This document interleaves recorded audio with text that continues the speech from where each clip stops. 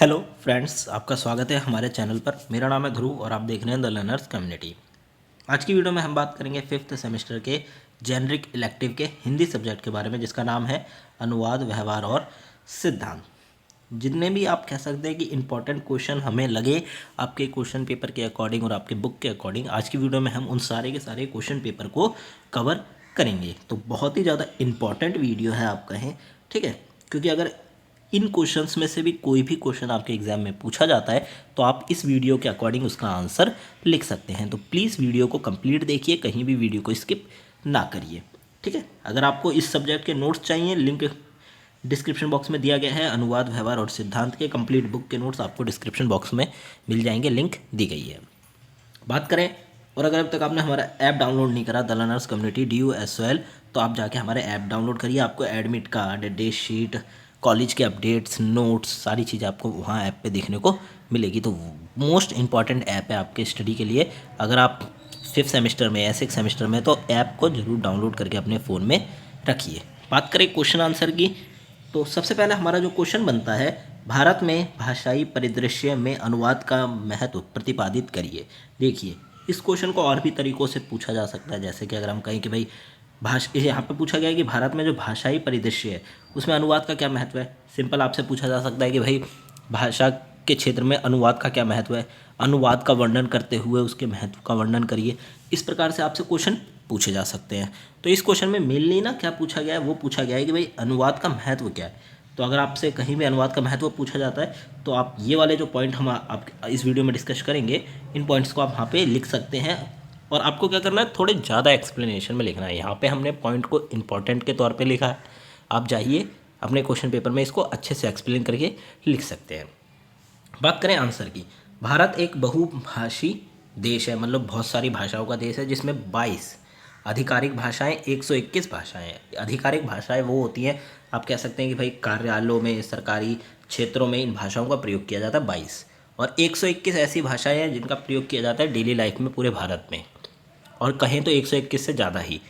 इस भाषाई विविधता के कारण अनुवाद भारत के लिए महत्वपूर्ण भूमिका निभाता है, ठीक है। क्योंकि ऐसा होता है कि अगर आप दिल्ली में हैं तो आप अरुणाचल प्रदेश या उसके आसपास के क्षेत्र की जो लोकल भाषा है या फिर वहाँ की भी जो भाषा है, अगर आप उसको ईजिली नहीं समझ सकते क्योंकि वहाँ की लिखित में या फिर बोली में आपको डिफरेंस देखने को मिल जाता है, तो उसके लिए जो अनुवाद है वो क्या है, महत्वपूर्ण है। ये एक उदाहरण के तौर पे मैंने आपको समझाया। अब बात करें अनुवाद का महत्व, निम्नलिखित है। अनुवाद का क्या महत्व है, इसके बारे में बात करें। समावेश और समानता को बढ़ावा देता है। अनुवाद लोगों को एक दूसरे की भाषाओं को समझने में मदद करता है। यह विभिन्न भाषाओं और संस्कृतियों के लोगों के बीच संचार और समझ को बढ़ावा देता है। ये समावेश और समानता को भी बढ़ावा देता है, ठीक है। तो अनुवाद क्या करता है भाई कि समानता को भी बढ़ावा देता है और समावेश को भी बढ़ावा देता है। कैसे कि भाई दो अलग अलग संस्कृति के लोग हो गए, उनको एक दूसरे से मिलाना अनुवाद का कार्य होता है, क्योंकि अनुवाद के द्वारा ही तो हम अन्य संस्कृति के बारे में जानकारी प्राप्त कर पाते हैं, जान पाते हैं, ठीक है। और सेम वही वैसे ही वो लोग हमारी संस्कृति के बारे में जान पाते हैं, किसके द्वारा, अनुवाद के द्वारा। बात करें संस्कृति समझ को बढ़ावा देता है, हमारी अपनी संस्कृति में भी और जो संस्कृति हमसे अलग है उनके बारे में भी। और यहाँ पे समानता की भी बात की गई थी, तो समानता से आप कह सकते हैं कि यहाँ विभिन्न भाषाएं और संस्कृतियों के लोग के बीच में संचार और समझ को बढ़ावा देता है, ठीक है। क्या होता है, क्या हो, भारत का उदाहरण लेके, भारत में आपको एक संस्कृति तो है नहीं, छोटे छोटे राज्यों में अलग अलग प्रकार की संस्कृति देखने को मिल जाती है। तो उन संस्कृतियों को अच्छे से समझने के लिए हमें किसकी ज़रूरत है, अनुवाद की ज़रूरत है। और वही अनुवाद दो संस्कृतियों के बीच में समानता को भी बनाए रखने में मदद करता है। बात करें संस्कृति समझ को बढ़ावा देता है, सेम जैसे कि मैंने आपको बताया, अनुवाद विभिन्न भाषाओं और संस्कृतियों के बीच समझ को बढ़ावा देता है। यह लोग एक दूसरे की संस्कृति और मूल्यों के बेहतर ढंग से समझने में मदद करता है। तो क्या करता है, दो अन्य लोगों की जो संस्कृति है उनके बीच में समझने में मदद करता है। तीसरा पॉइंट आता है ज्ञान और सूचना तक पहुँच को बढ़ाता है। अनुवाद लोगों को विभिन्न स्रोतों से ज्ञान और सूचना तक पहुँच में मदद करता है। यह शिक्षा, व्यवसाय, अन्य क्षेत्रों में लोगों के लिए अक्सर अवसरों को बढ़ाता है, ठीक है। ज्ञान और सूचना से यहाँ तात्पर्य है कि भाई कोई आर्टिकल इंग्लिश में लिखा गया है, अगर किसी व्यक्ति को इंग्लिश में अच्छी नहीं आती तो वो आर्टिकल को किस प्रकार पढ़ेगा, वो पढ़ेगा अनुवाद के द्वारा। उस आर्टिकल का जो अनुवादित वर्जन होगा वो उसके द्वारा वो व्यक्ति उस टेक्नोलॉजी या उस संस्कृति के बारे में जो भी चीज़ें हैं वो जान पाता है। तो यहाँ पे क्या होता है कि भाई ज्ञान है, सूचना यह है, इस तक लोगों की कैसे पहुंच बढ़ती है? अनुवाद के द्वारा, कि कोई आर्टिकल किसी विदेशी बड़ी संस्था ने बनाया है, ठीक है, अपनी भाषा में लिखा है, तो उस आर्टिकल को हमें समझने के लिए हमें अपनी भाषा में उसका अनुवाद करना होगा। तो जो व्यक्ति उसका अनुवाद करेगा और उस अनुवाद के द्वारा बाकी लोग उस आर्टिकल के बारे में, उस नई, क्या कह सकते हैं आप, कि सूचना हो गई या फिर ज्ञान हो गया, उसके बारे में जान पाएंगे। व्यापार और आर्थिक विकास को बढ़ावा देता है। अनुवाद व्यापार और आर्थिक विकास को बढ़ावा देता है। यह विभिन्न देशों और संस्कृतियों के बीच व्यापार और निवेश को भी बढ़ावा देता है। तो अनुवाद क्या करता है? विभिन्न देश और संस्कृतियां हैं उनके बीच में व्यापार को भी ज़्यादा से ज़्यादा बढ़ाने में मदद करता है अनुवाद के द्वारा। अनुवाद एक प्रकार से ट्रांसलेशन का प्रोसेस हो गया, ठीक है, जिसके द्वारा हम अन्य संस्कृति की जो लिखित चीज़ें होती है या फिर और भी जो भाषा होती है उसको हम अनुवाद के द्वारा समझ पाते हैं। भारत के भाषाई परिदृश्य में अनुवाद के महत्व निम्नलिखित उदाहरणों से समझे जा सकते हैं। देखिए यहाँ पे उदाहरण भी बताए गए हैं, इन उदाहरणों के आधार पर आप इसे समझ सकते हैं। किस प्रकार? सरकार, भारत सरकार विभिन्न भाषाओं में कानून, नियम और विनियम का अनुवाद करती है। इससे देश भर के लोगों को इन कानून नियमों को समझने में मदद मिलती है। भारत सरकार क्या करती है? जो कानून बनाए जाते हैं उन सेम कानूनों को अलग अलग प्रकार की भाषाओं में अनुवादित किया जाता है, ताकि जो व्यक्ति जिस भाषा को समझता है उस भाषा में वो कानून को समझ पाए और कानून की क्या करे? पालन करे। सेम इसी प्रकार भाई कानून हो गए, कोई नियम बनाया है, उस नियम को उस भाषा में अनुवादित कर दिया, कोई विनिमय का नियम बनाया तो उसको भी उस अनुवाद में ट्रांसलेट कर दिया। शिक्षा के क्षेत्र में बात करें, भारत में शिक्षा का माध्यम कई भाषाएं हैं, ठीक है। शिक्षा के लिए कई भाषाओं का प्रयोग किया जाता है। अगर हम पंजाब में देखें तो पंजाबी भाषा का प्रयोग किया जाता है, हिंदी में हिंदी का, ठीक है। उर्दू भाषा का भी प्रयोग किया जाता है पढ़ाने के लिए। इंग्लिश जो आप कह सकते हैं एक इंपॉर्टेंट लैंग्वेज है, उसका भी प्रयोग किया जाता है बच्चों को पढ़ाने के लिए। मराठी लैंग्वेज का भी प्रयोग किया जाता है। तो ये जो भाषाएँ हैं ये भारत में पढ़ाई जाती हैं और ये एक प्रकार से शिक्षा का माध्यम भी है। अनुवाद छात्रों को विभिन्न भाषाओं में शिक्षा प्राप्त करने में मदद करता है, ठीक है। तो अनुवाद क्या करता है? लोगों को अन्य भाषाओं के बारे में भी जानकारी प्राप्त करने में मदद करता है, ठीक है। और अन्य भाषाओं की जो किताबें हैं वो अगर अनुवादित वर्जन में अवेलेबल है तो वो भी उसके भी द्वारा बच्चे और अच्छे से ज्ञान प्राप्त कर सकते हैं। फिर विज्ञान और प्रौद्योगिकी, भाई साइंस एंड टेक्नोलॉजी की बात करें तो अनुवाद विज्ञान और प्रौद्योगिकी के क्षेत्र में नवीनतम शोध और विकास को विभिन्न भाषाओं में उपलब्ध कराता है। अनुवाद क्या करता है? भाई कोई भी नई टेक्नोलॉजी तैयार हुई, ठीक है, उस टेक्नोलॉजी की एक रिपोर्ट बनाई गई, वो रिपोर्ट अलग अलग भाषाओं में ट्रांसलेट की गई और पूरे विश्व में अगर किसी बड़े देश ने वो टेक्नोलॉजी तैयार करी है और अगर वो पूरे विश्व में उस रिपोर्ट को फैलाना चाहते हैं तो अलग अलग वर्जन में उसके ट्रांसलेट करके पूरे विश्व में फैला दी जाएगी अनुवादित वर्जन में। तो क्या होगा? हर देश उस टेक्नोलॉजी या फिर नवीनतम जो प्रौद्योगिकी है उसके बारे में जानकारी प्राप्त कर पाएगा। इससे देश भर में वैज्ञानिक और इंजीनियरों को एक दूसरे के काम से अवगत होने में मदद मिलती है, ठीक है। ऐसा होता है कि भाई किसी अन्य इंजीनियर ने कोई टेक्नोलॉजी बनाई, उसने उसकी रिपोर्ट तैयार करी, एक भाषा में उसे अनुवादित भी कर दिया और सबको भेज दिया, भाई न्यूज़पेपर में छपवा दिया, टीवी पे टेलीकास्ट करवा दिया गया कि भाई हमने ऐसी टेक्नोलॉजी बनाई है। तो सेम उसके द्वारा क्या होता है कि अन्य जो इंजीनियर हैं वो भी किसी अन्य इंजीनियर जिसने प्रौद्योगिकी तैयार करी है उसके बारे में भी जान पाते हैं। बात करें सामाजिक कार्यों की, अनुवाद सामाजिक कार्यकर्ताओं को विभिन्न भाषाओं में संचार करने और लोगों को जागरूक करने में मदद करता है। तो अनुवाद क्या करता है? विभिन्न प्रकार के भाषा वाले जो लोग हैं उनसे बात करने में मदद करता है, साथ के साथ उनके साथ संचार करने में भी मदद करता है। कुल मिलाकर अनुवाद भारत के लिए एक महत्वपूर्ण भूमिका निभाता है। यह समावेश और समानता को बढ़ावा देता है, सांस्कृतिक समझ को बढ़ावा देता है, ज्ञान और सूचना तक पहुँच को बढ़ाता है और व्यापार और आर्थिक विकास को भी बढ़ावा देता है, ठीक है। तो ये जो वाला पॉइंट हो गया ना, निष्कर्ष हो गया, ठीक है। ये पॉइंट आपका निष्कर्ष के तौर पे आप ये वाला जो पॉइंट है ये लिख सकते हैं। हमारा दूसरा क्वेश्चन है, अनुवाद करते समय कोश ग्रंथ की उपयोगिता क्या है? मतलब क्या उपयोगिता है कोश ग्रंथ की, या फिर आप कहें डिक्शनरी को क्या उपयोगिता है जब हम अनुवाद का काम करते हैं? तो इसके बारे में ये क्वेश्चन पूछा गया है। ये क्वेश्चन भी काफ़ी ज़्यादा इंपॉर्टेंट है और मैंने देखा है कि पिछले 2 क्वेश्चन पेपर में कोश ग्रंथ से रिलेटेड आपसे क्वेश्चन पूछे गए हैं। तो इस क्वेश्चन को आप बिल्कुल अच्छे से प्रिपेयर करिए, क्योंकि हो सकता है कि ये क्वेश्चन आपसे पूछा जाए आपके एग्जाम में कि भाई कोश ग्रंथ की आपको क्या बतानी है, विशेषता बतानी है, उपयोगिता बतानी है, कोश ग्रंथ के बारे में वर्णन करते हुए उसकी उपयोगिता बतानी है। तो चलिए देखते हैं इसका आंसर क्या है। आपका उत्तर शुरू होता है, सबसे पहले आपको अनुवाद की परिभाषा को बता देना है, ठीक है, आपकी किताब में अनुवाद की 2 परिभाषाएं, 2 से ज़्यादा परिभाषाएं दी गई हैं, तो यहाँ पे मैंने 2 परिभाषाओं को ऐड किया है। अगर आप इन 2 परिभाषा को याद करते हैं और आपसे अनुवाद का कोई भी क्वेश्चन पूछा जाता है तो सबसे पहले आप इसको अगर परिभाषित करेंगे, परिभाषा देंगे, तो आपके लिए काफ़ी ज़्यादा अच्छा रहेगा। ठीक है, तो आप क्या करिए, अनुवाद की ये जो 2 परिभाषाएं, इनको बिल्कुल ऐसे ही याद कर लीजिए जैसा इसमें लिखा गया है। नायडा द्वारा क्या बताया गया है कि भाई अनुवाद का तात्पर्य है स्रोत भाषा में व्यक्त संदेश के लिए लक्ष्य भाषा में निकटतम सहज समतुल्य संदेश को प्रस्तुत करना। यह समतुल्यता पहले तो अर्थ के स्तर पर होती थी, फिर शैली के स्तर पर। ठीक है, दूसरा दिया गया है जो परिभाषा है वो जॉन किनगिटन द्वारा दी गई है। लेखक ने कुछ कहा है, अनुवादक को उसके अनुवाद का प्रयत्न तो करना ही है, जिस ढंग से कहा है उसके निर्वाह का भी प्रयत्न करना चाहिए। ठीक है, अब देखिए इस वाले के अकॉर्डिंग आप देख सकते हैं कि भाई किसी लेखक ने कुछ कहा या कुछ लिखा, जिस आप कह सकते हैं इमोशंस से, जिस भाव से उस चीज़ को लिखा है, अनुवादक मतलब ट्रांसलेटर को उसी भाव और उसी इमोशंस से उसे ट्रांसलेट भी करना है ताकि वो इमोशंस ट्रांसलेटेड वर्जन में भी दिखाई दे। ठीक है, आगे बढ़े कोश ग्रंथ की तरफ। अनुवाद करते समय कोश ग्रंथ की उपयोगिता के बारे में काफ़ी ज़्यादा इंपॉर्टेंट है। अनुवाद करते समय कोश ग्रंथ एक महत्वपूर्ण उपकरण है। यह अनुवादक को स्रोत भाषा और लक्ष्य भाषा दोनों में शब्दों और वाक्यांशों के अर्थ और उपयोग के बारे में जानकारी प्रदान करता है। भाई कोश ग्रंथ क्या करता है, एक प्रकार से डिक्शनरी है अगर आपने यूज़ करी हो तो।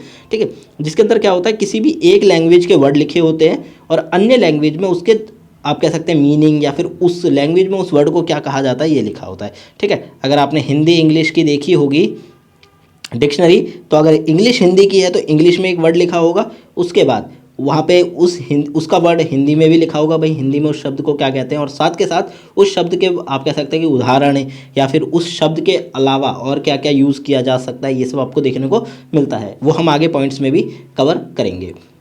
इससे अनुवादक को अधिक सटीक और प्रभावी अनुवाद बनाने में क्या मिलती है, मदद मिलती है। आगे बढ़े, कोश ग्रंथ अनुवाद करते समय निम्नलिखित तरीकों से उपयोग हो सकता है। भाई जब अनुवादक यूज़ करता है कोश ग्रंथ का तो किस प्रकार से यूज़ करता है उसके बारे में देखें। सबसे पहला यूज़ है कि शब्दों के अर्थ जानने के लिए। उदाहरण के तौर पे हम सब कुछ डिस्कस करेंगे तो सबसे पहले आता है कि भाई किसी शब्द का जो अर्थ है उसको जानने के लिए। उदाहरण के लिए यदि अनुवादक को खुश शब्द का अर्थ अंग्रेजी में नहीं पता तो वह कोश ग्रंथ देखकर जान सकता है कि इसका अर्थ क्या होता है, हैप्पी होता है। भाई हिंदी में हम उसे खुश कहते हैं, इंग्लिश में उसका अर्थ होता है हैप्पी। तो किसी भी शब्द का अर्थ किसी अन्य भाषा में जानने के लिए हम कोश ग्रंथ का प्रयोग करते हैं। दूसरा प्रयोग उसका बताया गया है वाक्यांशों के अर्थ जानने के लिए। उदाहरण के लिए यदि अनुवादक को आनंदित होना वाक्यांश का अर्थ अंग्रेजी में नहीं पता तो वह कोश ग्रंथ देखकर जान सकता है कि इसका अर्थ क्या होता है, टू बी हैप्पी। अब ये देखिए वाक्यांश या फिर आप कह सकते हैं किसी पर्टिकुलर फ्रेज का आपको अर्थ जानना है या उत्तर जानना है, उसको अन्य भाषा में क्या कहते हैं। ठीक है, तो ये भी आप इसका भी प्रयोग करके आप कोश ग्रंथ के द्वारा इस चीज़ को देख सकते हैं। वाक्यांश हो गया, कोई पर्टिकुलर फ्रेज हो गया, 2 या 2 से 3 शब्दों का एक फ्रेज हो गया जिसका आपको इंग्लिश मीनिंग या फिर अन्य लैंग्वेज में जो मीनिंग जानना है वो आप किसके कोश ग्रंथ के द्वारा देख सकते हैं। बात करें अगर आप इसी प्रकार से बताएंगे भी और उदाहरण भी देंगे अपने आंसर में तो आपका जो आंसर है और ज़्यादा अच्छा और प्रभावी बनेगा। बात करें तीसरे पॉइंट की, विभिन्न अर्थों को समझने के लिए। भाई आप कह सकते हैं किसी वर्ड के और भी कई सारे अर्थ हो सकते हैं। ठीक है, तो उस चीज़ को जानने के लिए भी हम कोश ग्रंथ का यूज़ करते हैं। यहाँ पे उदाहरण के लिए बताया गया है कि उदाहरण के लिए जो खुश शब्द है उसको इंग्लिश में हैप्पी भी कहते हैं। इसके अलावा भाई हम उसे ग्लैड भी कह सकते हैं, जॉयफुल भी कह सकते हैं। कोश ग्रंथ अनुवादक को इन विभिन्न अर्थों को समझने में क्या करता है, मदद करता है। जो कोश ग्रंथ है वो अनुवादक को अन्य किसी एक शब्द के अन्य अर्थ क्या निकल सकते हैं इसको भी जानने में क्या करता है, मदद करता है। बात करें अर्थ की बारीकियों को समझने के लिए। भाई अभी तक हम क्या देख रहे थे कि भाई किसी शब्द का अर्थ जानने के लिए, अब उस अर्थ की बारीकियों को भी जानने के लिए उसके बारे में। उदाहरण के लिए जो खुश शब्द है, यहाँ पे खुश शब्द का सारे के सारे जो पॉइंट्स हैं उनमें उदाहरण लिया गया है। आप चाहें तो अलग अलग भी ले सकते हैं, अदरवाइज आप इसका उदाहरण लेकर अपने आंसर को एक्सप्लेन कर सकते हैं। तो जो खुश शब्द का अर्थ है वो हैप्पी है। इसके अलावा कंटेंट या प्लेस्ड भी हो सकता है। भाई सिचुएशन के ऊपर है, सिचुएशन के ऊपर भी कह सकते हैं कि शब्द का अर्थ बदल जाता है। ठीक है, तो इसके अलावा भाई हम ये कंटेंट या फिर प्लेलिस्ट भी यूज़ कर सकते हैं। कोश ग्रंथ अनुवादक को इन अर्थों के बीच बारीकी अंतर को समझने में भी मदद करता है। भाई इन अर्थों से तात्पर्य है, अंतर समझने से तात्पर्य है कि भाई अलग अलग सिचुएशन में उसी शब्द का मीनिंग बदल जाता है, हो सकता है उसी शब्द को अलग शब्द में भी कहा जाए, तो इनके बीच में क्या बारीकी है, क्यों बदल जाता है, इस चीज़ को जानने में भी जो कोश ग्रंथ है वो अनुवादक की क्या करता है, मदद करता है। बात करें वर्तनी और व्याकरण की जांच करने के लिए, वर्तनी और व्याकरण से तात्पर्य कि भाई उस शब्द को किस प्रकार बोला जाएगा, किस प्रकार पढ़ा जाएगा, ठीक है। ये भी आपने देखा होगा आपने डिक्शनरी में कि भाई अगर इंग्लिश में कुछ लिखा है तो उसको इंग्लिश का हिंदी वर्जन भी आपको देखने को मिलेगा। अगर हैप्पी लिखा है तो हैप्पी लिखा होगा वहाँ पे, ठीक है, हैप्पी, क्या आप उसको हैप्पी को हिंदी में भी पढ़ सकें और इंग्लिश में भी पढ़ सकें, इस प्रकार से।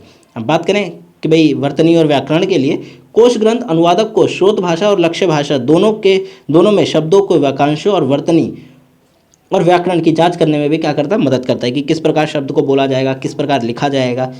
आगे बढ़े, शब्द और वाक्यांशों के उपयोग के उदाहरण देखने के लिए, भाई मैंने आपको बताया कि डिक्शनरी में उदाहरण भी दिए जाते हैं। किसी शब्द हो गया, उस शब्द का एक एग्जाम्पल भी दे दिया गया कि भाई इस शब्द को इस प्रकार से यूज़ किया जाता है, ठीक है। तो ये चीज़ भी आपको किसमें, जो कोश ग्रंथ है उसमें देखने को मिल जाएगी। आगे बढ़ें, अनुवाद करते समय कोश ग्रंथ का उपयोग करने के लिए कुछ क्या बताएंगे, सुझाव भी बताएंगे। भाई अगर आप कोश ग्रंथ या फिर डिक्शनरी का प्रयोग कर रहे हैं तो कुछ चीज़ों का आपको क्या होना चाहिए, ध्यान होना चाहिए। अनुवाद करते समय कोश ग्रंथ के उपयोग करने के लिए कुछ सुझाव। कोश ग्रंथ का उपयोग करने से पहले यह सुनिश्चित करें कि आपके पास सही कोश ग्रंथ है। कुछ कोश ग्रंथ सामान्य शब्दावली को कवर करते हैं जबकि कुछ विशिष्ट विषयों या क्षेत्रों पर ध्यान केंद्रित करते हैं। अब देखिए, कोश ग्रंथ आपको पता है अलग अलग टाइप के होते हैं। डिक्शनरी, आप मैथमेटिक्स की डिक्शनरी देखेंगे तो उसमें मैथमेटिक्स से रिलेटेड जितने भी शब्द हैं उनके आपको मीनिंग, उन शब्द की फ्रेजेस देखने को मिल जाएंगी। अगर साइंस की आप डिक्शनरी देखेंगे तो साइंस में कई सारे शब्द यूज़ होते हैं, उनका मीनिंग क्या होता है अन्य भाषा में ये देखने को मिल जाएगा। और जो सामान्य शब्दावली मतलब नेचुरल बेसिक लैंग्वेज के लिए, भाई इंग्लिश से हिंदी 2 लैंग्वेजों के बीच में है, तो आपको सही प्रकार के कोश ग्रंथ का प्रयोग करना है। दूसरा, कोश ग्रंथ का उपयोग करते समय सुनिश्चित करें कि आप स्रोत भाषा और लक्ष्य भाषा दोनों में शब्दों और वाक्यांशों की वर्तनी और व्याकरण की जांच करें। अब क्या करें कि भाई अगर आप कोश ग्रंथ का यूज़ कर रहे हैं, आपने कोई वर्ड का मीनिंग ढूंढ रहे हैं तो आप उसको पढ़िए भी, ठीक है। सुनिश्चित करिए कि जो वाक्यांश है या उसकी वर्तनी है, व्याकरण है, उसकी भी आपको अच्छे प्रकार से जाँच करनी है, डायरेक्टली वर्ड का यूज़ नहीं कर लेना। आगे करें, कोश ग्रंथ का उपयोग करते समय संदर्भ को ध्यान में रखें। उदाहरण के लिए एक ही शब्द के अलग अलग संदर्भ या अर्थ हो सकते हैं, ठीक है। आपको पता ही है किसी एक शब्द का ऐसा तो नहीं है केवल एक ही अर्थ होगा, उस शब्द का अन्य भी अर्थ हो सकते हैं। तो सही अर्थ निकालने का भी जिम्मा किसका है, आपका है, अगर आप कोश ग्रंथ का यूज़ कर रहे हैं तो। बात करें निष्कर्ष की, अनुवाद करते समय कोश ग्रंथ का उपयोग एक महत्वपूर्ण कौशल है। यह अनुवादक को अधिक सटीक और प्रभावी अनुवाद बनाने में क्या करता है, मदद करता है। क्वेश्चन नंबर 3 है, प्रयुक्ति का अर्थ स्पष्ट करते हुए विभिन्न प्रयुक्ति क्षेत्रों का परिचय दीजिए। आप जान लीजिए कि प्रयुक्ति का क्या मतलब है, ठीक है। किसी शब्द के स्थान पर किसी अन्य शब्द या फिर आप कह सकते हैं किसी पर्टिकुलर वर्ड का प्रयोग किया जाता है, उसको हम क्या कहते हैं, प्रयुक्ति कहते हैं। विभिन्न प्रकार के अलग अलग शब्द होते हैं, उनके बारे में हम आगे देखेंगे।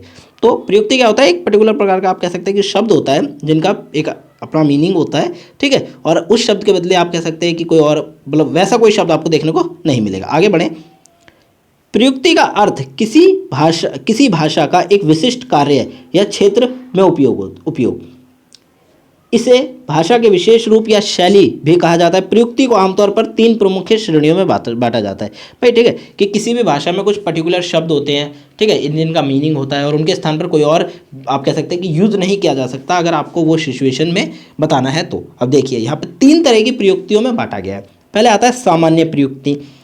यह भाषा का एक सामान्य रूप है जो विभिन्न संदर्भों में उपयोग किया जाता है, जैसे समाचार पत्र, पत्रिका, कहानियाँ, उपन्यास और आपसी बातचीत में इस्तेमाल होने वाली भाषा सामान्य प्रयुक्ति के अंतर्गत आती है, ठीक है।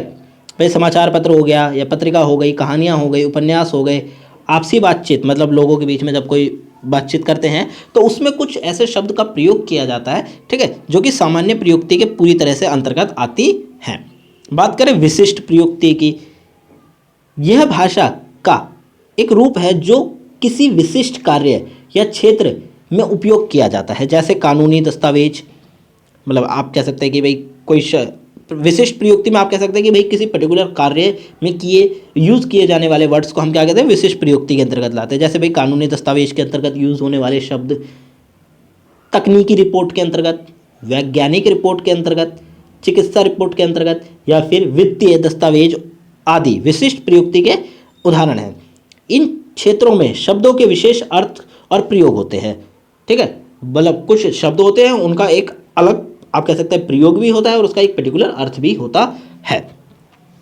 सांस्कृतिक प्रयुक्ति की बात करें, यह भाषा का एक ऐसा रूप है, यह रूप है जो किसी विशिष्ट संस्कृति या समुदाय में उपयोग किया जाता है। जैसे लोकगीत, कहावतें, मुहावरे, लोक कथाएं में इस्तेमाल होने वाली भाषा सांस्कृतिक प्रयुक्ति के अंतर्गत आती हैं। भाई कहावतों में कुछ ऐसे शब्द हो गए जिनका प्रयोग किया जाता है, परंतु आप उनको डेली बेसिस पे यूज़ नहीं कर सकते। कहावत यूज़ कर सकते हैं, परंतु आप चाहें कि कहावत में से कोई शब्द उठा लिया उसको आप डेली बेसिस पे यूज़ करें, तो ऐसा मुमकिन नहीं है। ठीक है, ये आपके सांस्कृतिक प्रयुक्ति के अंतर्गत आता है। अब बात करें प्रयुक्ति के क्षेत्र की, आप देखिए हम यहाँ पे शब्दों के बारे में भी देखेंगे। प्रयुक्ति के कुछ प्रमुख क्षेत्र यहाँ पे शामिल है। पहले बात करें सरकारी प्रयुक्ति। इसमें सरकार के दस्तावेज, कानून, विनिमय और सरकारी कामकाज में इस्तेमाल होने वाले भाषा शामिल है। भाई कानूनी दस्तावेजों में कोई भाषा शामिल होती है, मतलब कुछ वर्ड शामिल होते हैं। भाई कानून बनाया, उसके अंतर्गत कुछ शब्दों का प्रयोग किया गया पर्टिकुलर, कोई विनिमय है या कोई सरकारी कामकाज है, इसमें इस्तेमाल होने वाली भाषा या शब्द। सरकारी प्रयुक्ति में शब्द और वाक्यों का उपयोग अक्सर औपचारिक और सटीक होता है। देखिए आपको पता होगा सरकारी दस्तावेज बनते हैं, उनमें जो शब्दों का यूज़ होता है उन शब्दों में फेरबदल नहीं किया जा सकता। ठीक है, मतलब पर्टिकुलर शब्द का पर्टिकुलर अर्थ है और आप ऐसा नहीं कर सकते कि भाई उस शब्द का मीनिंग बदलने की कोशिश करें, नहीं। इसीलिए बिल्कुल सटीक और औपचारिक शब्दों का प्रयोग किया जाता है और उनका उत्तर भी एकदम जो आप कह सकते हैं कि अर्थ है वो एकदम सटीक होता है, उसमें कोई भी फेरबदल नहीं किया जा सकता। फिर व्यावसायिक प्रयुक्ति की बात करें, इसमें व्यावसायिक दस्तावेज, विज्ञापन, उत्पादों और सेवाओं के लेबलिंग और व्यापारिक पत्राचार में इस्तेमाल होने वाली भाषा शामिल है। व्यावसायिक प्रयुक्ति में शब्द और वाक्यों का उपयोग अक्सर स्पष्ट रूप से संक्षिप्त होता है। आपने अगर न्यूज़पेपर में आर्टिकल्स पढ़े होंगे या फिर एडवर्टाइजमेंट पढ़ा होगा, तो एडवर्टाइजमेंट में कुछ ऐसे शब्द होते हैं, ठीक है, जिनका एक अपना मीनिंग होता है और ज़्यादातर वो इस प्रकार के शब्द व्यावसायिक क्षेत्र में यूज़ किए जाते हैं। बात करें शिक्षा प्रयुक्ति की, इसमें पाठ्यपुस्तक, लेख, शैक्षिक सामग्री और कक्षा में इस्तेमाल होने वाली भाषा शामिल है। भाई कक्षा में कोई भाषा यूज़ की जाती है, ठीक है, ये शैक्षिक प्रयुक्ति के अंतर्गत आ गया। भाई कक्षा में कोई भाषा यूज़ की जा रही है, उस भाषा के अंतर्गत कुछ शब्द हो गए जो कक्षा में ही यूज़ किए जाते हैं। आप चाहें कि उन शब्दों को हम भाई बाहर यूज़ कर लें तो अन्य लोग शायद उनको समझ जाएं, शायद उनको ना समझे। ठीक है, इसी प्रकार से शैक्षिक प्रयुक्ति में शब्द और वाक्यों का उपयोग अक्सर सरल और समझने में आसान होता है। भाई शिक्षा के क्षेत्र में जो भाषा यूज की जाती है, उनके जो वाक्य होते हैं या फिर जो प्रयुक्ति होती है, उनका आप कह सकते हैं कि जो वाक्य हो गया या उपयोग हो गया वो सरल होता है, मतलब ईजिली लोग समझ जाएं। ठीक है, क्योंकि क्लास में बच्चे पढ़ रहे हैं, अगर वही समझ नहीं पाएंगे तो क्या होगी, प्रॉब्लम होगी। परंतु इस प्रकार के शब्द आप डेली बेसिस में या रेगुलर आप अपनी आम जिंदगी में प्रयोग नहीं कर सकते। ठीक है, सामाजिक और सांस्कृतिक प्रयुक्ति, इसमें समाचार पत्र, पत्रिकाएं, किताबें, लोकगीत और सामाजिक मीडिया का में इस्तेमाल होने वाली भाषा शामिल है। ठीक है, जो सामाजिक और सांस्कृतिक प्रयुक्ति है उसके अंतर्गत भाई समाचार पत्र में यूज़ होने वाली भाषा, पत्रिका में यूज़ होने वाली भाषा और किताबों में यूज़ होने वाली भाषा, लोकगीत हो गए या सामाजिक मीडिया हो गई। इसमें एक आप कह सकते हैं कि भाषा का प्रयोग किया जाता है, भाषा में कुछ शब्द होते हैं। सामाजिक और सांस्कृतिक प्रयुक्ति में शब्द और वाक्यों का उपयोग अक्सर अनौपचारिक और आकर्षक होता है। अनौपचारिक कहें तो भाई औपचारिक मतलब प्रोफेशनली, अनौपचारिक मतलब अनप्रोफेशनली की बात करें, और साथ में आकर्षक होता है, मतलब लोग ज़्यादातर उसको पढ़ के आकर्षित होते हैं। ठीक है, उसकी तरफ आते हैं और ज़्यादा पढ़ने की कोशिश करते हैं, इसलिए उसको आकर्षक बनाया जाता है। वैज्ञानिक और प्रौद्योगिकी प्रयुक्ति, इसमें विज्ञान पत्र, तकनीकी रिपोर्ट, उत्पाद और सेवाओं के निर्देश, वैज्ञानिक शोध में इस्तेमाल होने वाली भाषा शामिल है। विज्ञान और प्रौद्योगिकी प्रयुक्ति में शब्द और वाक्यों का उपयोग अक्सर तकनीकी और जटिल होता है। आपने अगर साइंस की, अगर आप साइंस के स्टूडेंट हैं या साइंस की आपने कोई रिपोर्ट पढ़ी हो तो आप देखेंगे उसमें, या साइंस से रिलेटेड आप कहें कि किसी इन्वेंशन की रिपोर्ट पढ़ी हो तो आप उसमें देखेंगे कि उसकी जो भाषा होती है वो जटिल होती है। उस भाषा में अगर कोडिंग से रिलेटेड है तो थोड़ा बहुत पोर्शन कोडिंग का भी डाला जाएगा, ठीक है, और किसी तकनीकी से रिलेटेड है तो वो पोर्शन भी डाला जाएगा। तो ज़्यादातर वो चीज़ कौन समझ पाता है भाई, कोई इंजीनियर हो गया या उस सेक्टर के जो लोग हो गए वो उसको ईजिली समझ पाते हैं। प्रयुक्ति का महत्व की बात करें, प्रयुक्ति का महत्व इसलिए है क्योंकि यह हमें यह समझाने में मदद करती है कि विभिन्न संदर्भों में भाषा कैसे इस्तेमाल होती है, मतलब अलग अलग क्षेत्रों में अलग अलग संदर्भों में भाषा किस प्रकार प्रयोग होती है, इसका प्रयोग, और आप कह सकते हैं कि ये समझाने में हमें प्रयुक्ति मदद करती है। यह हमें विभिन्न संस्कृतियों और समुदायों में भाषा के उपयोग को समझने में सहायक करती है। भाई अलग अलग संस्कृति हो गई, समुदाय हो गए, अलग अलग सेक्टर हो गए, उनमें किस प्रकार की भाषा प्रयोग की जा रही है वो समझने में हमें प्रयुक्ति मदद करती है। उदाहरण दिया गया, उदाहरण के लिए यदि हम एक कानूनी दस्तावेज का अनुवाद कर रहे हैं तो हमें यह समझने की आवश्यकता है कि कानूनी भाषा का उपयोग कैसे किया जाता है, ठीक है। अगर आप किसी कानूनी दस्तावेज है उसका ट्रांसलेशन वर्जन कर रहे हैं, ठीक है, अनदर लैंग्वेज में ट्रांसलेट कर रहे हैं, तो आपको पता होना चाहिए कि भाई कानून में किस प्रकार की भाषा यूज़ होती है। अगर आपको पता ही नहीं है तो आप उसमें गलती कर सकते हैं अनुवाद करते समय, तो इस बात का आपको ध्यान रखना है। हमें यह भी समझने की आवश्यकता है कि कानूनी भाषा में इस्तेमाल होने वाले शब्द और वाक्यांशों का अर्थ क्या है। भाई कानूनी भाषा में जो शब्द प्रयोग किए जाते हैं उनका अर्थ क्या है, ठीक है, उनके वाक्यांशों का अर्थ क्या है, यह भी आपको पता होना चाहिए अगर आप किसी कानूनी दस्तावेज का क्या कर रहे हैं, अनुवाद कर रहे हैं। इसी तरह यदि हम एक तकनीकी दस्तावेज का अनुवाद कर रहे हैं तो हमें यह समझना की आवश्यकता है कि तकनीकी भाषा का उपयोग कैसे किया जाता है। हम यह भी समझने की आवश्यकता है कि तकनीकी भाषा में इस्तेमाल होने वाले शब्द और वाक्यांशों का अर्थ क्या है, ठीक है। प्रयुक्ति का ज्ञान हमें भाषाओं के बीच अधिक सटीक और प्रभावी अनुवाद बनाने में मदद करता है। भाई प्रयुक्ति का जो ज्ञान है, अगर आपको प्रयुक्ति का अच्छा ज्ञान है तो आप बहुत अच्छे से एक लैंग्वेज से दूसरी लैंग्वेज में किसी भी, आप कह सकते हैं कि जो लिखित हो गया उसको ट्रांसलेट कर सकते हैं और काफ़ी अच्छे से कर सकते हैं। यह हमें विभिन्न संस्कृतियों और समुदायों के बीच में संचार को बेहतर बनाने में क्या करता है, मदद करता है। बात करें क्वेश्चन नंबर 4 की, अनुवाद का व्यावसायिक समस्या पर प्रकाश डालिए। ये वाला जो क्वेश्चन है ना, अनुवाद के व्यावसायिक समस्या या फिर अनुवाद के व्यावसायिक क्षेत्र पे क्या प्रभाव पड़े, इस चीज़ के बारे में आपसे भी पूछा जा सकता है। तो इस क्वेश्चन को भी अच्छे से प्रिपेयर करिए।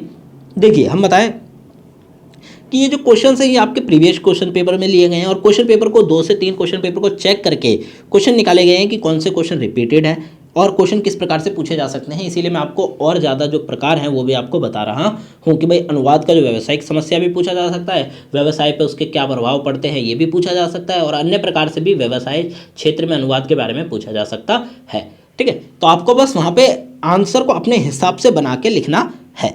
बात करें अनुवाद की व्यावसायिक समस्याएं क्या है, व्यवसाय के क्षेत्र में अनुवाद के लिए क्या क्या समस्याएं हैं। अनुवाद एक जटिल प्रक्रिया है जिसमें कई तरह की समस्याएं उत्पन्न हो सकती है। इन समस्याओं का समाधान करने के लिए अनुवादक को विशेष कौशल और ज्ञान की आवश्यकता होती है। देखिए यहाँ पे अनुवाद का पूछा गया है तो आप अनुवाद के बारे में भी थोड़ा सा एक्सप्लेनेशन दे सकते हैं, ठीक है। मतलब इससे ना आपका क्वेश्चन और ज़्यादा, जो आंसर है वो और ज़्यादा इफेक्टिव होगा कि आपने शुरुआत में अनुवाद का विशेषता बताई, अनुवाद के बारे में वर्णन करा, उसके बाद जो व्यावसायिक क्षेत्र है उसमें अनुवाद के लिए क्या क्या समस्याएं हैं इनके बारे में बताया और अंत में आपने निष्कर्ष दे दिया। तो इससे जो आपका आंसर है वो और ज़्यादा अच्छा और इफेक्टिव लगेगा। इस चीज़ का आपको क्या रखना है, ध्यान रखना है। इन समस्याओं का समाधान करने के लिए अनुवादकों को विशेष कौशल और ज्ञान की आवश्यकता होती है। भाई कोई समस्या आ गई अनुवाद करते समय तो उसको किस प्रकार टैकल करना है, इसके लिए विशेष कौशल और ज्ञान होने की आवश्यकता है। बात करें कुछ समस्याओं की तो पहला आता है भाषा के बीच समानता की कमी। दो अन्य भाषाओं में अगर आप ट्रांसलेट कर रहे हैं, मतलब एक भाषा से दूसरी में कर रहे हैं और उनके बीच में समानता नहीं है तो आपको क्या देखने को मिलेगी, समस्या देखने को मिलेगी। अब देखिए इस पहले पॉइंट की बात करें उदाहरण के तौर पे, मतलब बताया गया है कि भाषाओं के बीच हमेशा समानता नहीं होती। एक भाषा में एक शब्द या वाक्यांश का अर्थ दूसरी भाषा में अलग हो सकता है। जैसा कि आपको पता ही है, ठीक है, कि भाई एक भाषा में कोई शब्द है उसका अर्थ कुछ और है उस भाषा में, और अन्य भाषा में आप देखेंगे तो वही, अगर आप उस शब्द को ढूंढ लेंगे तो शायद उसका मीनिंग आपको सेम ना मिले, तो ये आपको प्रॉब्लम देखने को मिल सकती है। फिर बात करें सांस्कृतिक अंतर की। विभिन्न संस्कृतियों में शब्दों और वाक्यांशों के अलग अलग अर्थ होते हैं। भाई शब्दों के भी अलग अर्थ होते हैं और उनके वाक्यांश हैं उनके भी अलग अर्थ होते हैं। तो अनुवादकों को इन सांस्कृतिक अंतरों को समझने की आवश्यकता होती है। ठीक है, अनुवादक है डायरेक्ट ऐसा नहीं है कि आपने ट्रांसलेट कर दिया खटखट, नहीं, आपको सही प्रकार की मीनिंग ढूंढनी होगी। ठीक है, उस वर्ड का एकदम जो ओरिजिनल लैंग्वेज में जो शब्द का मीनिंग है या फिर जो भावनाएं हैं वही आपको सोर्स लैंग्वेज में भी ढूंढना होगा। अगर आप ऐसे ही कर देंगे तो आपके अनुवाद का कोई फायदा नहीं है। बात करें तीसरा, तकनीकी शब्दावली। तकनीकी क्षेत्र में शब्दावली जटिल और विशिष्ट होती है। भाई टेक्निकल क्षेत्र की बात करें, ठीक है, टेक्नोलॉजी के क्षेत्र की, तो भाई वहाँ पे जो शब्दावली है या फिर आप डिक्शनरी की बात करें वो काफ़ी जटिल होती है। वहाँ पे शब्द हो गए, उनके अपने मीनिंग हो गए, जैसे अब कंप्यूटर हो गया, ठीक है, कंप्यूटर हो गया, भाई कोडिंग से रिलेटेड कोई शब्द हो गया, उसका हिंदी में क्या मीनिंग निकल सकता है। तो ये प्रकार की जो चीज़ें हैं ना ये आपको तकनीकी क्षेत्र में देखने को मिल जाएंगी। तो तकनीकी क्षेत्र में शब्दावली क्या होती है, जटिल और विशिष्ट होती है। अनुवादकों को इस तकनीकी क्षेत्र का ज्ञान होना चाहिए, तभी आप क्या कर पाएंगे, अनुवाद कर पाएंगे। समय सीमा, अनुवाद के लिए अक्सर कम समय होता है। ठीक है भाई, अनुवाद करने के लिए आपको कम समय दिया जाता है। इससे अनुवादक जो है को जल्दबाजी में काम करना पड़ता है, जिससे गलतियां भी हो सकती हैं। भाई कभी कभी होता है कि अनुवाद के लिए आपको कम टाइम दिया गया है, क्या भाई आपको इस पर्टिकुलर 4 दिन में 6 दिन में इस चीज़ का अनुवाद करके आपको हमें देना है। अब उसमें अनुवादक जो है ट्रांसलेटर वो सही प्रकार के शब्द या मीनिंग नहीं ढूंढ पाता और गलतियां कर देता है। तो ये समस्याएं आपको देखने को मिलेगी अनुवाद के क्षेत्र में। अनुवाद की गुणवत्ता का आकलन करना मुश्किल हो सकता है। इससे ग्राहकों को यह समझने में मुश्किल हो सकती है कि अनुवाद का कितना खर्चा होना चाहिए। ठीक है, जो ग्राहक है भाई उसको आप कह सकते हैं कि अनुवादक की गुणवत्ता, भाई कितने अच्छे प्रकार से किसी चीज़ का अनुवाद किया गया है ये मापना थोड़ा मुश्किल हो जाता है। ठीक है, वहाँ पे हो सकता है कि मीनिंग आपने बिल्कुल ठीक ठाक लिखी हो परंतु कहीं ना कहीं छोटी मोटी गलतियाँ देखने को मिल जाती हैं। तो उसकी गुणवत्ता का आकलन करना ना थोड़ा मुश्किल हो जाता है और इसीलिए जो ग्राहक है उन्हें भी समझ नहीं आता कि भाई अनुवाद का कितना खर्चा होना चाहिए। बात करें इन समस्याओं के बारे में आगे कि इन समस्याओं को हल करने के लिए अनुवादकों को निम्नलिखित उपाय करने चाहिए। भाई कुछ उपाय भी बताए गए हैं। भाषा के बीच समानता की कमी को दूर करने के लिए अनुवादकों को दोनों भाषाओं में मजबूत भाषा ज्ञान होना चाहिए। भाई अगर कोई अनुवादक है, बात करें हिंदी इंग्लिश का उदाहरण लेते हैं कि कोई व्यक्ति है जो कि ट्रांसलेटर का काम कर रहा है, उसको हिंदी भी बहुत परफेक्टली आती है और इंग्लिश भी आती है। ठीक है, तो उसको ईजिली हो जाएगा उस बंदे के मुकाबले जिसको एक भाषा अच्छे से आती है दूसरी नहीं आती, मुकाबले कि वो ईजिली शब्दों के अर्थ ढूंढ पाएगा। ठीक है, अच्छे प्रकार से आप कह सकते हैं कि अर्थ बना पाएगा और सही वे में बना पाएगा। सांस्कृतिक अंतर को समझने के लिए अनुवादक को विभिन्न संस्कृतियों के बारे में जानकारी होनी चाहिए। भाई सांस्कृतिक अंतर है तो ट्रांसलेटर को अच्छे प्रकार की संस्कृति की जानकारी होनी चाहिए। ठीक है, जितनी भी भाषाओं में वो ट्रांसलेट का काम करता है उन संस्कृतियों के बारे में तो जानकारी होनी ही चाहिए। तकनीकी शब्दावली को समझने के लिए अनुवादक को तकनीकी क्षेत्र का ज्ञान होना चाहिए। समय सीमा को पूरा करने के लिए अनुवादक को समय प्रबंधन कौशल का विकास करना चाहिए। मतलब आप कह सकते हैं कि भाई वो समय प्रबंधन, अपना जो टाइम है उसको सही प्रकार से यूज़ करे, टाइम को बांध ले कि भाई इतने इतने समय में ये काम करना है और समय प्रबंधन कौशल का प्रयोग करेगा तो वो अच्छे प्रकार से अनुवाद कर पाएगा। और आखिरी है, अनुवाद की गुणवत्ता का आकलन करने के लिए अनुवादकों को अनुवाद के मानकों के बारे में जानकारी होनी चाहिए। अच्छे प्रकार से अगर आपको देखना है कि अनुवाद का आकलन, जो अनुवाद की गुणवत्ता है उसका आकलन करना है तो आपको क्या करना है, अनुवादक को क्या होना चाहिए, मानकों का प्रयोग होना चाहिए। भाई अनुवाद के क्षेत्र में कुछ मानक रखे गए हैं, ठीक है, उनका प्रयोग जानकारी होनी चाहिए ताकि अनुवाद का अच्छे से गुणवत्ता का जांच की जा सके। अनुवादकों को इन समस्याओं का समाधान करने के लिए लगातार सीखने और विकसित होने की आवश्यकता है, विकसित होना चाहिए। इससे वे अधिक सटीक और प्रभावी अनुवाद बना सकेंगे। ठीक है, जो अनुवादी या ट्रांसलेटर है उसको अपनी जो स्किल्स हैं उसको और ज़्यादा अच्छे से डेवलप करते रहना चाहिए समय के साथ साथ। ठीक है, और लगातार सीखते रहना चाहिए ताकि वो और अच्छा सटीक और प्रभावी अनुवाद तैयार कर सके, क्योंकि सटीक और प्रभावी अनुवाद ही आगे जाकर लोगों की नज़रों में चढ़ता है। ठीक है, लोग उस अनुवाद को और अच्छे प्रकार से समझ पाते हैं, जो मीनिंग है वो समझ पाते हैं। बात करें क्वेश्चन नंबर 5 की, सृजनात्मक साहित्य के अनुवाद की समस्याओं पर विचार कीजिए। भाई सृजनात्मक साहित्य ऐसे साहित्य हो गए जैसे कि यहाँ पर दिया गया है, कविता हो गई, कहानी हो गई, उपन्यास हो गया, नाटक हो गया। ये जो सृजनात्मक साहित्य हैं इनका अनुवाद करते समय समस्याओं के बारे में आपको विचार करना। अब देखिए, क्वेश्चन इस प्रकार से भी पूछा जा सकता है अलग वे में कि सृजनात्मक साहित्य में करते समय अनुवाद के मतलब आप कह सकते हैं कि सृजनात्मक साहित्य करते समय भाई कोश ग्रंथ का प्रयोग के बारे में पूछा जा सकता है। सृजनात्मक साहित्य करते समय अनुवाद के प्रभाव बताइए। ठीक है, इस प्रकार से अलग अलग तरह से क्वेश्चन पूछा जा सकता है। तो सबसे पहले आपको सृजनात्मक साहित्य का वर्णन करना है। उसके बाद यहाँ पे समस्याएं पूछी गई हैं तो हम समस्याओं के बारे में बात करते हैं। अगर विशेषता पूछी गई होती तो आप विशेषता के बारे में बता देते। ठीक है, कोश ग्रंथ का पूछा गया होता तो कोश ग्रंथ का उदाहरण देते हुए आप एक्सप्लेन करते। सृजनात्मक साहित्य के अनुवाद की समस्याएं। सृजनात्मक साहित्य जैसे कविता, कहानी, उपन्यास, नाटक आदि का अनुवाद एक जटिल प्रक्रिया है। ठीक है भाई, जटिल प्रक्रिया क्यों है? क्योंकि जो कहानी हो गई, अगर किसी पुरानी भाषा, भारत की अगर हम बात करें भाई, भारत की किसी पुरानी भाषा में लिखी गई हैं तो उनका अनुवाद करते समय थोड़ी बहुत प्रॉब्लम फेस करनी पड़ सकती है, क्योंकि आम सी बात है, क्योंकि भाई पुरानी भाषा है, उसका सही मीनिंग, सही शब्द का प्रयोग करना थोड़ा कठिन हो जाता है ढूंढना। इसीलिए क्या है, जटिल प्रक्रिया है। इसमें कई तरह की समस्याएं उत्पन्न हो सकती हैं। इन समस्याओं का समाधान करने के लिए अनुवादकों को विशेष कौशल और ज्ञान की आवश्यकता है। बात करें सृजनात्मक साहित्य के अनुवाद की कुछ समस्याओं के बारे में। सबसे पहले आता है भाषा के बीच समानता की कमी। सेम चीज़ें जो ऊपर दी गई हैं वो यहीं पे दी गई हैं, पर यहाँ पे हम उदाहरण अलग करके बात करेंगे। ठीक है, कि भाई भाषा के बीच समानता की कमी। अब देखिए, सपोज करिए कि भाई इंग्लिश लैंग्वेज में कोई उपन्यास लिखा गया है। ठीक है, उसका हिंदी वर्जन आपको क्या करना है, ट्रांसलेट करने का काम दिया गया है।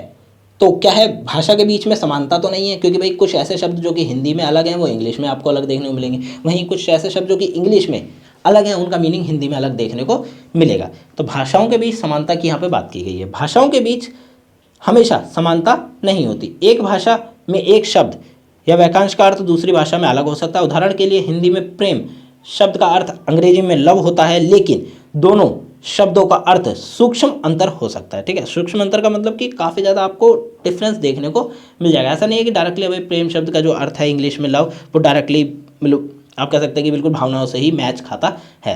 तो इस चीज़ का क्या रखना है, ध्यान रखना है। और यही समस्याएं बहुत ज़्यादा अनुवाद करते समय फेस करनी पड़ती हैं। बात करें अगले की सांस्कृतिक अंतर क्या है। विभिन्न संस्कृतियों में शब्द और वाक्यांशों के अलग अलग अर्थ हो सकते हैं। उदाहरण के लिए हिंदी में अनमोल शब्द का जो अर्थ है अंग्रेजी में वो आता है प्राइसलेस, लेकिन दोनों शब्दों के बीच में आपको क्या संस्कृति में अंतर देखने को मिल जाएगा। भाई अनमोल शब्द अगर हम हिंदी संस्कृति में देखें तो अनमोल का ज़्यादातर ऐसा प्रयोग होता है कि भाई कोई ऐसी चीज़ जो कि बहुत ही ज़्यादा किसी व्यक्ति के दिल के करीब है वो अनमोल है उसके लिए। वहीं हम प्राइसलेस की बात करेंगे, भाई उस चीज़ का कोई प्राइस ही नहीं है, मतलब इंग्लिश की अगर हम बात करें उस चीज़ का कोई प्राइस नहीं, मतलब वो एक प्रकार से वो भी मेन है, परंतु वो शब्द एक प्रकार से हिंदी शब्द वो हिंदी भाषा के तौर पर एकदम से मैच नहीं खाता। ठीक है, तो ये आपको अंतर देखने को मिल जाएगा। हमारा अगला पॉइंट बनता है सृजनात्मक अभिव्यक्ति की कठिनाई। सृजनात्मक साहित्य में लेखक अपनी भाषा और शैली का उपयोग करके एक विशिष्ट प्रभाव उत्पन्न करने का क्या करता है, प्रयास करता है। अनुवादकों को इस प्रभाव को बनाए रखने के लिए प्रयास करना चाहिए। कभी कभी ये क्या होता है कि भाई संभव नहीं होता। अब इस चीज़ को एक इंपॉर्टेंट वे में समझिए, क्योंकि काफ़ी ज़्यादा इंपॉर्टेंट पॉइंट है। अगर आपने कोई उपन्यास पढ़ा होगा, ठीक है, उस उपन्यास को पढ़ने के बाद आपके मन में कुछ भावनाएं आई होंगी। ठीक है, हो सकता है वो उपन्यास प्रकृति से रिलेटेड हो, हमारी दैनिक जीवन से रिलेटेड हो। ठीक है, तो अगर आपने उस उपन्यास को एक भाषा में पढ़ा है और जिसको पढ़ने के बाद आपके मन में कुछ भावनाएं आई हैं, और सपोज करिए आपने वही उपन्यास के लिए किसी अन्य भाषा में पढ़ा, अगर आपने हिंदी में पढ़ा है प्रेमचंद्र द्वारा लिखी गई कोई आप कह सकते हैं उपन्यास, कहानी, अगर आप वही इंग्लिश में पढ़ते हैं और आपके मन में वो चीज़ या वो भाव नहीं आता, तो जो अनुवाद है ना, वो अनुवाद का कोई फ़ायदा नहीं है। ठीक है, तो इसी चीज़ का अनुवादक जो ट्रांसलेटर है उसको ध्यान रखना है कि भाई जो प्रभाव हिंदी लैंग्वेज में पढ़ते समय लोगों को पड़ता है, वही प्रभाव इंग्लिश में पढ़ते समय भी पढ़ना चाहिए। ये चीज़ एक इम्पॉर्टेंट है अनुवादक के लिए, क्योंकि अगर अनुवादक वो प्रभाव को बनाए नहीं रख पाता तो शायद उसके अनुवाद का जो मीनिंग है वो अच्छे प्रकार से नहीं निकल पाएगा। तो इस चीज़ का आपको क्या रखना है, ध्यान रखना है कि भाई जो प्रभाव विशिष्ट प्रभाव बनाता है, जब भाई कोई लेखक लिखता है कहानी, कविता, उपन्यास और वो एक प्रभाव बनाता है, अनुवादक को वही प्रभाव बनाए रखना चाहिए। लेकिन कभी कभी ऐसा होता है कि भाई सही मीनिंग नहीं मिल पाता। ठीक है, वो शब्द का जो पर्टिकुलर इमोशन है, मीनिंग है, वो नहीं मिल पाता अनदर लैंग्वेज में, तो ये कभी कभार क्या हो जाता है, असंभव हो जाता है या संभव नहीं रहता। आगे पॉइंट की बात करें सामान्य अनुवाद की समस्याएं। सृजनात्मक साहित्य के अनुवाद में सामान्य अनुवाद की समस्याएं भी उत्पन्न हो सकती हैं, जैसे भाषा के बीच समानता की कमी, सांस्कृतिक अंतर या तकनीकी शब्दावली। ठीक है, ये वाला पॉइंट जो है ऊपर के सारे पॉइंटों को कवर अप करता है। तो ऊपर के आप एक एक करके एक्सप्लेन करिए और साथ में आप ये वाला भी बता दीजिए कि भाई सामान्य अनुवाद से समस्या क्या है कि भाई कभी कभी भाषा में समानता नहीं मिल पाती है, सांस्कृतिक अंतर नहीं होता, दो अलग अलग संस्कृतियों के बीच में अगर आप ट्रांसलेटर का काम कर रहे हैं, ठीक है, तो वो आपको देखने को नहीं मिलता। साथ में तकनीकी शब्दावली, भाई यहाँ पे तो सृजनात्मक साहित्य की बात करी गई है, अगर उसमें कोई तकनीकी शब्दावली या शब्द का प्रयोग किया गया है, उसका अगर आपको सही मीनिंग नहीं मिल पाता दूसरी लैंग्वेज में, तो आपका जो अनुवाद का कार्य है वो थोड़ा फीका सा रह जाएगा। बात करें इन समस्याओं को हल करने के लिए अनुवादक को जो उपाय है वो होने चाहिए। देखिए यहाँ पे उपाय भी बताए गए हैं, सेम उपाय जो ऊपर बताए गए थे उसी प्रकार के हैं। भाषा के बीच समानता की कमी को दूर करने के लिए अनुवादक को दोनों भाषाओं में अच्छा ज्ञान होना चाहिए, ये कि सेम है। देखिए ठीक है, अनुवादक के क्षेत्र में व्यवसाय हो गया, ये हो गया, सृजनात्मक हो गया, जिन चीज़ों के ऊपर कमी है उन्हीं चीज़ों को आपको यहाँ पे किसमें समस्याओं को हल करने के लिए जो चीज़ें हैं वो आपको यहाँ एक्सप्लेन कर देनी है। भाई संस्कृतियों के बीच में अंतर से अगर अनुवादक जो फेस कर रहा है तो उसको दोनों संस्कृति की अच्छी जानकारी होनी चाहिए। सृजनात्मक अभिव्यक्ति को बनाए रखने के लिए अनुवादक को सृजनात्मक कौशल का विकास होना चाहिए। सृजनात्मक कौशल मतलब जिस प्रकार का प्रभाव लेखक लिख देना चाहता है उसी प्रकार का प्रभाव अनुवादक को भी देना पड़ेगा अपने अनुवाद में। इस चीज़ का उसको ज्ञान होना चाहिए और अच्छे प्रकार का कौशल होना चाहिए। सामान्य अनुवाद की समस्याओं को हल करने के लिए अनुवादक को सामान्य अनुवाद के सिद्धांत और तकनीकी का ज्ञान होना चाहिए। अनुवादकों को इन समस्याओं को हल करने के लिए लगातार सीखने और विकसित होने की आवश्यकता है, इससे वे अधिक सटीक और प्रभावी उत्तर मतलब अनुवाद बना पाएंगे। कुछ अतिरिक्त समस्याएं जो सृजनात्मक साहित्य के अनुवाद में उत्पन्न हो सकती हैं उनमें भी बात करें। देखिए यहाँ पे कुछ अतिरिक्त भी बताई गई हैं, आप चाहें तो इन्हें ऐड करिए, अदरवाइज आप ऐड ना करिए। अगर आप इनको अच्छे से याद रखते हैं और ऊपर ही ऐड कर देते हैं तो जो आपका आंसर है वो और ज़्यादा लेंदी बनेगा, अच्छा बनेगा। यहाँ पे देखिए सृजनात्मक साहित्य में कुछ चीज़ों का भी प्रयोग करके बताएगा। भाई कविता का बात किया गया है, ठीक है, कि कविता के अनुवाद में अनुवादक को कविता की लय, छंद, अर्थ को बनाए रखने के लिए प्रयास करना चाहिए। ये समस्या उसके सामने पैदा हो जाती है। ठीक है भाई, अगर कविता की बात करें तो कविता को जिस लय में लिखा गया है, जिस छंद का प्रयोग किया गया है, जो उसका मीनिंग या 4 लाइनों का जो मीनिंग निकल रहा है, सेम वही मीनिंग किसमें अनुवाद का जो वर्जन है उसमें भी निकलना चाहिए। इस चीज़ का प्रयास करना चाहिए किसको, अनुवादक को।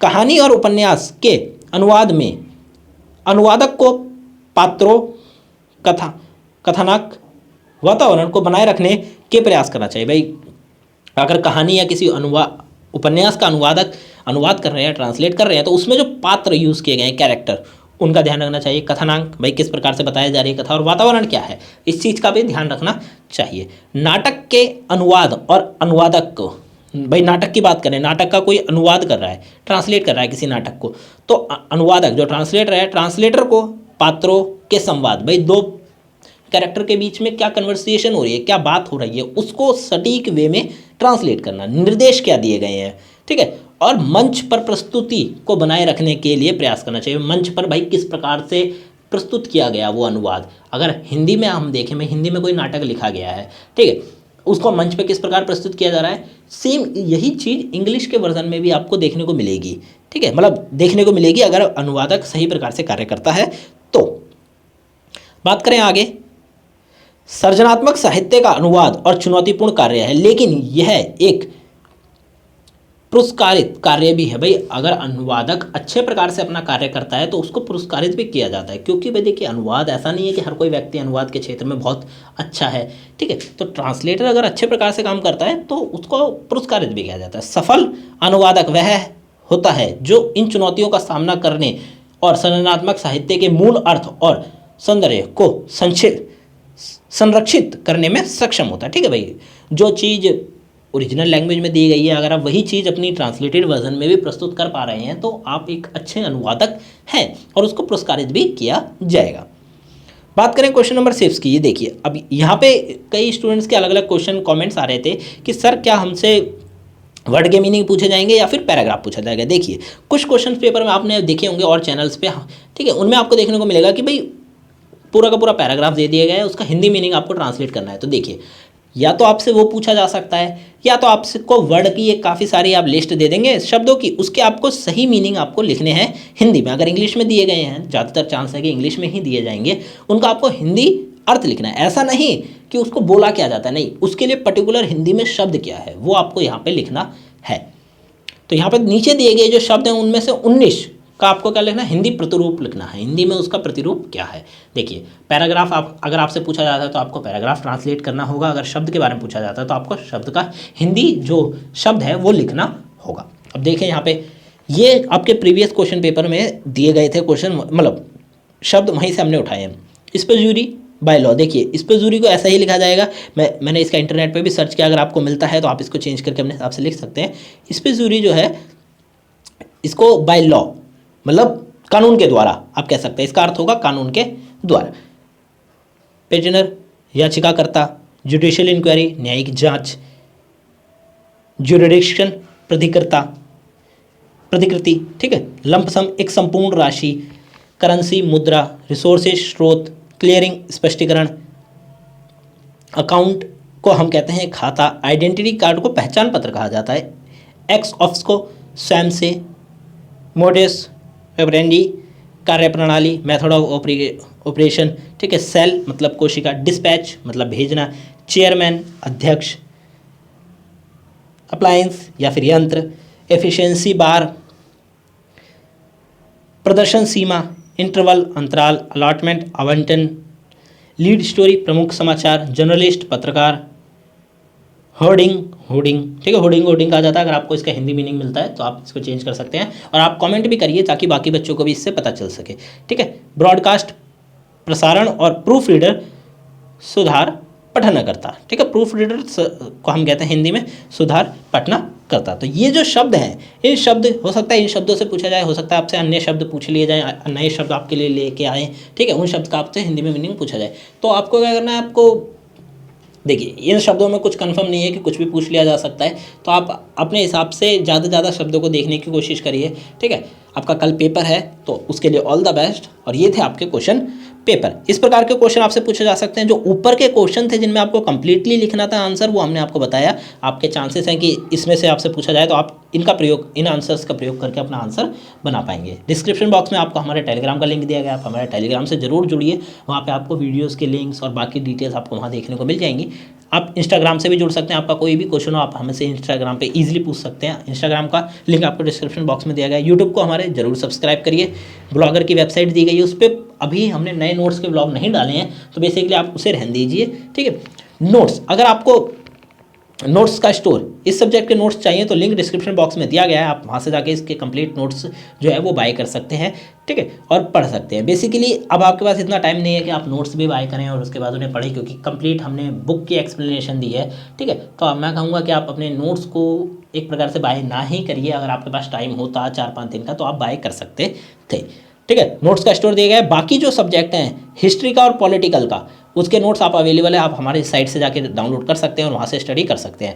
और सबसे इंपॉर्टेंट चीज़, हमारा द लर्नर्स कम्युनिटी DUSL का जो एप्लीकेशन है वो लाइव हो चुका है। प्ले स्टोर पे आप जाइए, the learners community DUSL search करिए और डाउनलोड करिए। अभी हमारे 500 से ज़्यादा जो सब्सक्राइब वो डाउनलोड हो चुके हैं, ठीक है, आपको वहाँ देखने को मिल जाएंगे। 500 से ज़्यादा हमारे डाउनलोड्स हो चुके हैं। आप का अगर आपका कोई सजेशन है हमारे ऐप से रिलेटेड तो प्लीज़ जाके वहाँ पे कमेंट करिए। हाँ, आप हमें बताइए कि हम अपने ऐप में और क्या इंप्रूव कर सकते हैं, और ज़्यादा से ज़्यादा हम नोट्स अपने ऐप पे अपलोड करने की कोशिश करेंगे, तो आपको वहाँ से और ज़्यादा इजी हो जाएगा आपके आगे की पढ़ाई के लिए। तो मिलते हैं अगली वीडियो में। Thanks for visiting on my channel guys, और डिस्क्रिप्शन बॉक्स को जाने से पहले एक बार जरूर चेक करिए। मिलते हैं अगली वीडियो में।